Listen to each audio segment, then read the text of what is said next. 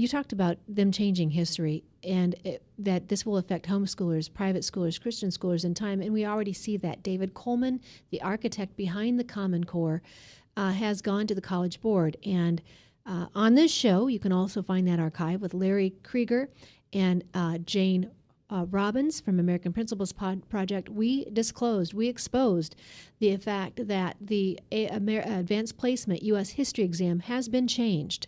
The transparency has been diminished, and what they've done, what used to be a 5-page outline to the AP programs, the schools participating, is now well over 100-page document on what you must teach, and that you need to know nothing else besides what's in this document.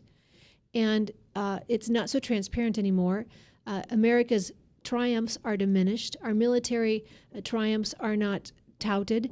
Any errors we've had, any issues we've overcome, slavery or anything else has been really overblown and overemphasized. We are no longer an exceptional nation into this teaching. And that is the Advanced Placement U.S. History exam.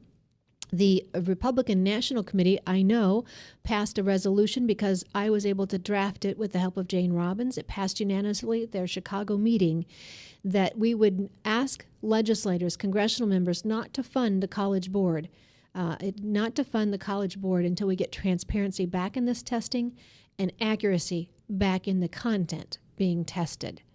So, Brad, you're absolutely right in what you're talking about. Coming forward, this will affect and impact homeschoolers, private schoolers, Christian schoolers, but they are working to change the history, the heritage, the legacy, the lineage we have in America.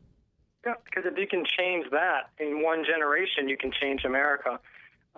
If you take out the exceptionalism, like in the AP guidelines, AP American History guidelines, you take out our American exceptionalism, what's left in those guidelines for what should be taught to basically some of our brightest kids take advanced placement classes so they can get college credit in high school for history.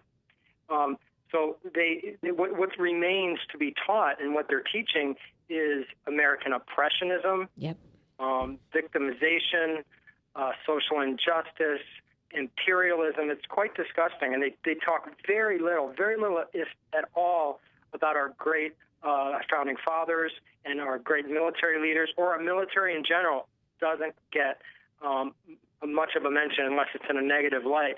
And so the homeschoolers and people that go to religious schools, if you want to get AP credit, you're going to have to pass that test that is based on that set of criteria. Right. And with David Cohen being head of the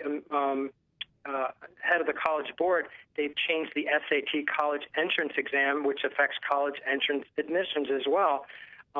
They've dumbed it down. They've aligned it with Common Core. So homeschoolers and others will be at a disadvantage if they don't align their instruction to the Common Core.